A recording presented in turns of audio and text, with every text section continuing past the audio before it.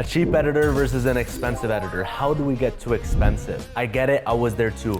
Putting myself on Fiverr, lowering my prices, and trying to get somebody to bite. I did my best on the edits, but in the end, they didn't look like my competitors. And I don't want to admit it, but the edits just looked cheap. That's the thing about video editing. People try and jump into the advanced things too soon. They do 3D, motion graphics, animation, but they forget the fundamentals and they don't focus on what really makes an edit look premium. From my 7 years of video editing, from basic gigs to now over $1,000 per edit. From basic videos to now documentaries with premieres behind them. I know what it's like looking at competitors and thinking, how am I ever going to get to that level? It's not crazy effects and explosions that make your edits look premium.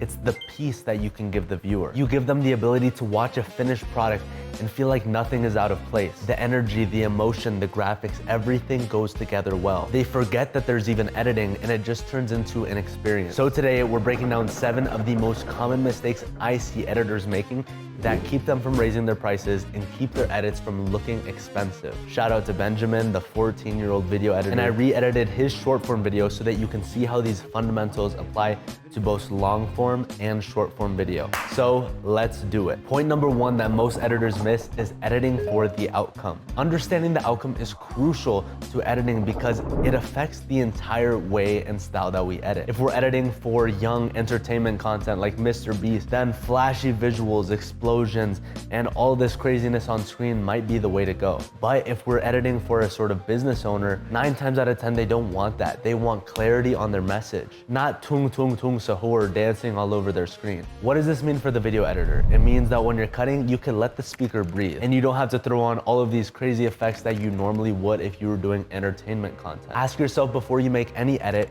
what purpose does this serve?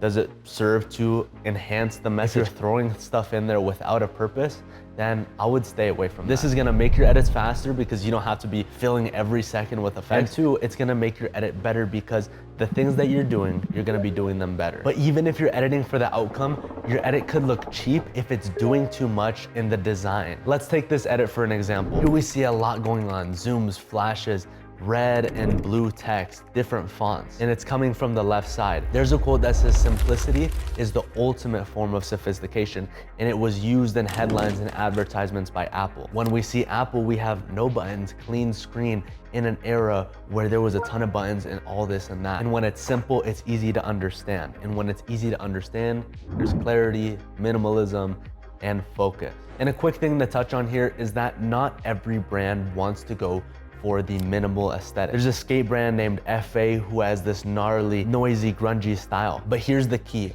All of their visuals, all of their world feels like it was crafted on purpose and it feels like it was in a similar style. Think of that loud style like a collage that all comes together to make one piece of art. Those were the absolute basics of the edit. Edit for the outcome and don't do too much. The next is one element of the video that makes a big difference, and that's the animations. We don't want choppy animation. These kind of videos can be so rough and jumpy that it's actually a hard watch for the viewer. So if you're gonna do a crash zoom, don't just do it on one clip. Get an adjustment layer and put it over the cut so that when you zoom in, you can do it seamlessly. Set a keyframe at 0, put a second keyframe, scaled up to something around 125, and then come back out. Then right click the keyframes, set them to ease in and ease out, and make the curves look like this, our famous roller coaster curves that go in and out. The last part in making your animation smooth is setting the shutter angle off and then setting it to 360. This will give you that juicy motion blur that everybody's looking for. And if you're on After Effects, go to the layers panel, and next to your layers, you're gonna see this little box with a circle. Click that to turn on motion. For me, I have 74 of these smooth animation presets. The keyframes are set, the curves are done, and there's already motion blur for all of them. We're getting one step closer, and smooth animations was a big part. But if you get this next step wrong, the edit falls apart. It doesn't feel personal and it feels cheap again. And that is picking the wrong B-roll and asset. We see this clip art asset used on this blue background. So here are 2 things that I recommend to you to replace this cheap looking stock B-roll.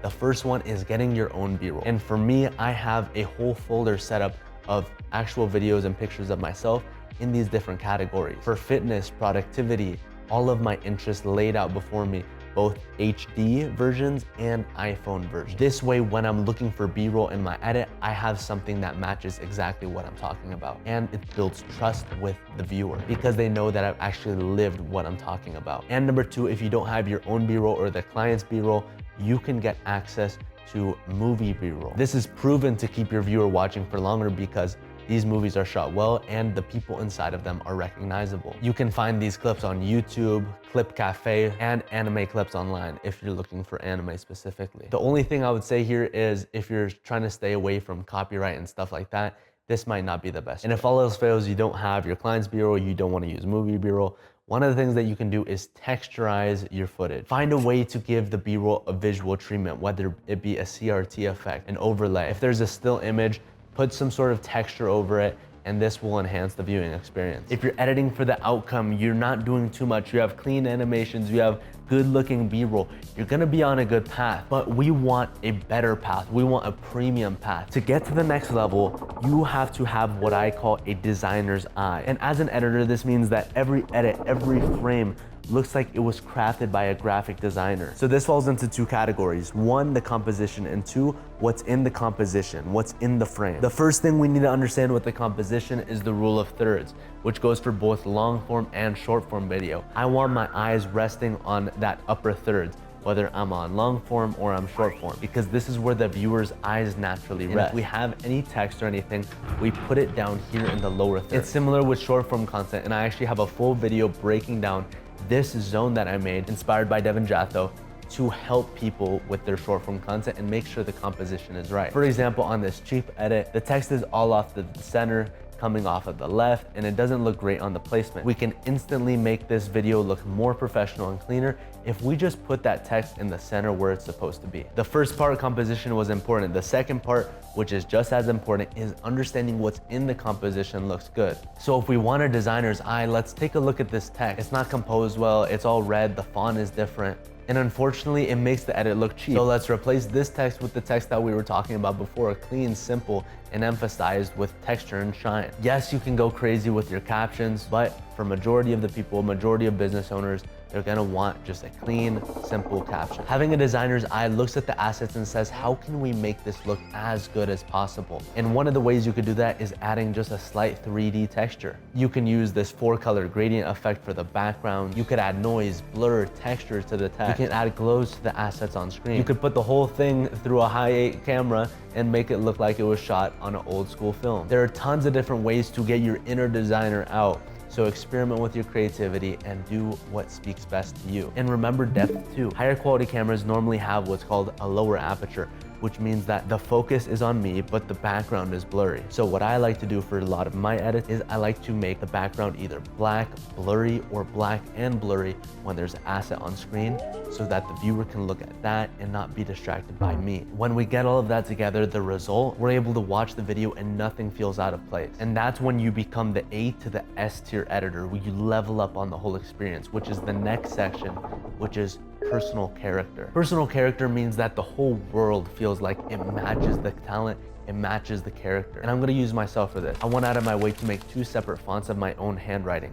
One that's all caps for titles, and one that's for the body text. This way, everything feels like it's me because these are actually my handwriting. I was inspired to do this because I started off as an artist, and my style was something I called schoolcore. I wanted to recreate this, and I wanted every one of my videos to feel personal and feel like it was coming from me. So not only do I have those 2 fonts, I have these own backgrounds that I drew for myself. I made all of my own B-roll, and I have that in the video. I'll draw assets by hand. It all comes together to create something that you can't get somewhere else. Whole world. And that is what an $1,000 expensive editor does. So how can you do this for your clients? Put together brand guides of the colors they like, the fonts they like, get their B-roll in place, ask them about what their favorite TV shows and this and that was, so that if they reference those things in the video, you can bring up examples that feel like them. And of course, these fonts, these colors, they don't always have to match, but the important thing is to make a world that feels cohesive. The next step, which is just as important as having a whole world visually, is your audio and your sound effects. When we're making an edit, there's only 2 senses that we stimulate. That's the visual and that's the audio. So what does this mean? It means that having a bad audio quality is gonna ruin the whole experience. Really pro editors get a music that is tied to an emotion. Giving an emotion to the viewer is something that I learned from editor Josh. He's an editing psychology expert, and I had an interview with him. So if you want to see that full video, it's going to be right here. If you want the audience to feel tension, you use strings or tension music. If you want them to feel victory, you put some triumphant music on, and stay away from all of the low quality sounding sound effects. I actually have a whole sound effects library that I have free as well when you get one of my packs. In this video, you've been hearing me talk a lot about my presets, whether it's the animations, whether it's the shiny text on screen or the sound effect. And that's another trait of the pro level editor. They create their own presets and their own systems so that their workflow is faster. Right now, if you get my text box bundle, which is the 54 motion graphics for podcast, long form video, premium looking text, you can gain access to the vault, which is my whole line of presets, 11 packs that I've made in the past. So I'll leave that below if you want to learn more about that. Right now, you learned all of this stuff. Your mind is fresh, but you might not have the exact know-how how to do it. So if you're a complete beginner, I recommend watching this video right here, where you're gonna be taken from beginner to pro on how to edit short form content. Peace out. God bless.